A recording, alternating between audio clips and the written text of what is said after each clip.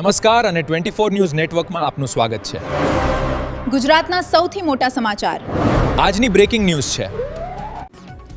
સાંતલપુર પંથકમાં 1600 વર્ષ જૂની પરંપરા જળવાઈ. વૈશાખ સુદ તેરસે 400 યુગલોએ કર્યા લગ્ન. આધુનિક સમયમાં લગ્ન સમારંભો ખર્ચાળ અને દેખાવડી બનતા જાય છે, ત્યારે પાટણ જિલ્લાના સાંતલપુર પંથકમાં આહિર સમાજ દ્વારા સાદગી અને સંસ્કૃતિનું અનોખું ઉદાહરણ પૂરું પાડતી 1600 વર્ષ જૂની પરંપરા આજે પણ જીવંત રાખવામાં આવી છે. વૈશાખ સુદ તેરસના દિવસે એક જ મુહૂર્તે લગ્ન કરવાની આ પરંપરા હેઠળ આ વર્ષે આશરે 400 યુગલોએ લગ્ન બંધનમાં જોડાઈને અનોખી સામૂહિક પરંપરાને આગળ વધારી છે. ચોરાડ, કચ્છ, વાગડ અને વડિયાર પંથકના કુલ 53 ગામોમાં વસતા આહિર સમાજમાં દર વર્ષે માત્ર વૈશાખ સુદ તેરસના દિવસે જ લગ્ન કરવામાં આવે છે. અહીં કોઈ ચોઘડિયા કે અલગ મુહૂર્ત જોવામાં આવતું નથી, પરંતુ આ તિથિને જ સર્વશ્રેષ્ઠ માનવામાં આવે છે.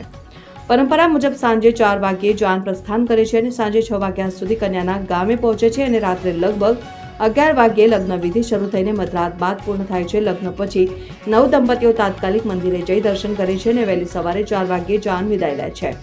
આ પરંપરામાં તમામ વરાજાઓ પહેલા પોતાના ગામના મંદિરે ભેગા થઈ દર્શન કરે છે અને ત્યાંથી એક સાથે જાન માટે રવાના થાય છે, જે સામાજિક એકતા અને સંસ્કૃતિનું અનોખું પ્રતિબિંબ છે. આ વર્ષે સાંતલપુરના મઢુત્રા ગામેથી 25 જાન રવાના થવાની અને 16 જાન આવવાની માહિતી પ્રાપ્ત થઈ છે.